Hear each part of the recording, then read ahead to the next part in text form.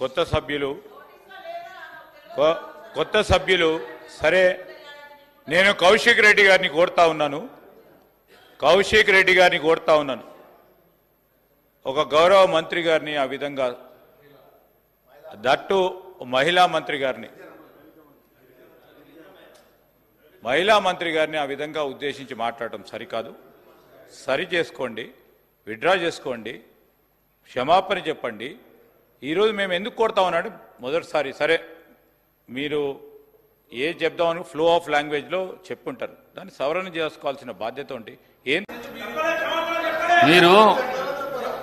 మీరు ఎట్లా కనిపిస్తున్నారు చైర్ కంటే, చైర్కు మీరు ఎట్లా కనిపిస్తున్నారంటే